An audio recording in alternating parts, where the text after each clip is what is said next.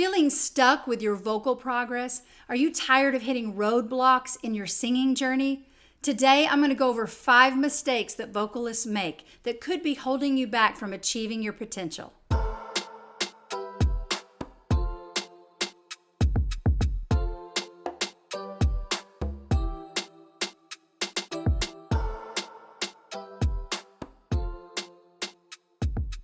Hey everybody, it's Amber Peairs with The Worship Life, and I am here to help you unlock your full potential as vocalists and musicians, and also to empower you to be effective leaders for the kingdom of God in worship. Now listen, we've all done things from time to time that have not been beneficial for our voices. So if you've made any of these mistakes, there is no shame in that. I've made some of these mistakes. But my hope is that as you watch this content, you'll grow and you'll learn and you'll steward your gift as well as possible. So let's get started.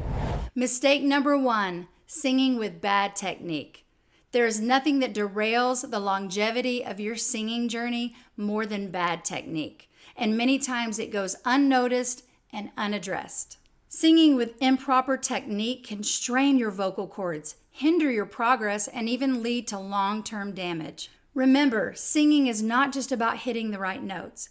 It's also about using your voice efficiently and effectively.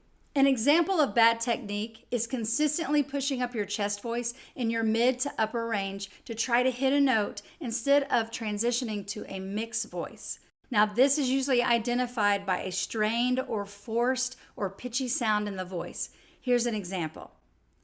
Out of the silence, the roaring lion. You can hear the cracking, you can hear the pushing, and the forced strain. Here's an example of doing that same line in a mixed voice.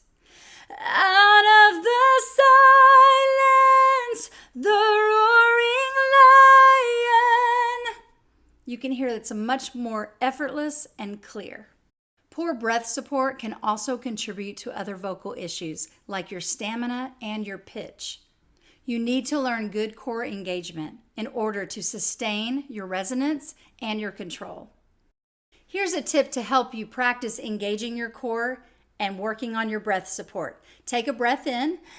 Now hold it and feel right here on your abs. They should be tight and engaged as you're holding your breath. Now release. Now that's what's happening when you're singing. You're singing the phrase as you exhale. So let's try that. Breathe in. Hold it and engage your core. Out of the silence, the roaring lion. See, so much easier, and I was able to complete the whole phrase. Also, find a vocal instructor who has experience in teaching vocalists to sing in a mix. Singing with a mix is very important in developing your skill as a vocalist, so make sure you invest in private lessons or coaching. Okay, mistake number 2, not warming up your voice daily. Once you've learned proper technique and exercises for your voice, you should be using them every day. Did you know that only 30% of vocalists consistently warm up before singing?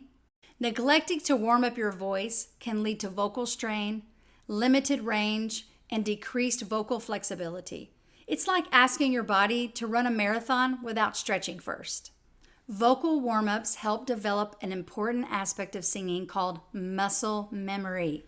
Muscle memory is the ability to repeat a specific muscular movement with improved efficiency and accuracy that is acquired through practice and repetition. This means the more you practice and use your voice correctly, the more the muscles get used to responding in a certain way, and then they learn to function that way automatically.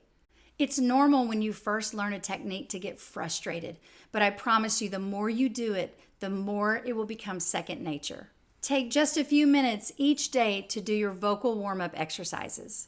Gentle lip rolls, sirens, and other vocal exercises can help you loosen up your vocal cords and improve your vocal range. Now, before I share the last 3 mistakes that vocalists make, if you're finding this content helpful, hit that subscribe button and join the Worship Life community for insights, tips, and inspiration.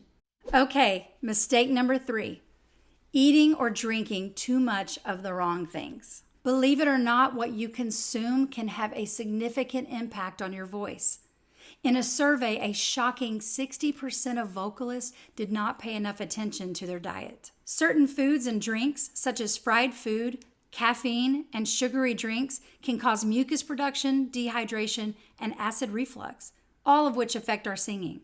Does this mean that you can never eat or drink something sweet or eat something fried before you sing? Of course not, but just be mindful of how it can affect your vocal cords. Instead, opt for hydrating drinks like water and herbal teas.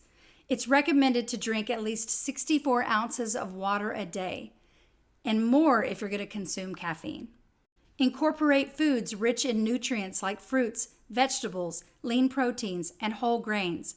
A balanced diet will not only support your overall health, but it's also going to benefit your vocal cords, and your vocal cords will be happy.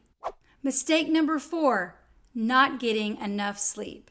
So you like to stay up late. You do your best work at night. I get it. As a self-proclaimed night owl, I have struggled with this one myself. And I can tell you that I notice a difference when I don't get enough sleep. Sleep is crucial for vocalists. And so you have to be intentional to set healthy boundaries for your nightly activities when you're going to be singing the next day.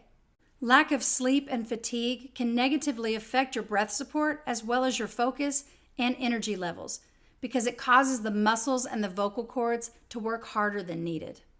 Make sleep a priority in your daily routine. Aim to get 7 to 8 hours of sleep every night, especially if you're going to be singing the next day. This will help your body and your vocal cords to recharge, repair, and to be ready for the demands of singing. And overall, you're just going to feel better and more energetic. And lastly, the 5th mistake that vocalists make: misusing their voice.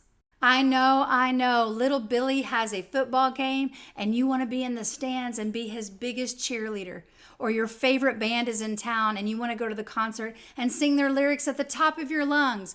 Trust me, I have been there many times. But your voice is a precious instrument and it's essential that we take care of it. Unfortunately, many people misuse their voice, but it can be especially harmful to a vocalist when we don't pay attention to it. When you yell or scream, your vocal cords are hitting together extra hard with each vibration. If you imagine clapping your hands together many times over and over, they are going to get red, sore, and swollen. This is what is happening to your vocal cords. Avoid straining by shouting excessively or singing beyond your comfortable range and pushing up in a chest voice. Now, at the other extreme, you should also avoid whispering.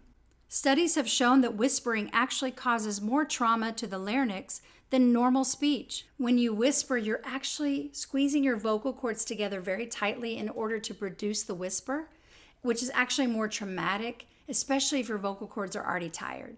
You know your voice better than anybody, so if you feel like you need vocal rest or you've actually been told by a doctor to get vocal rest, then do just that, rest.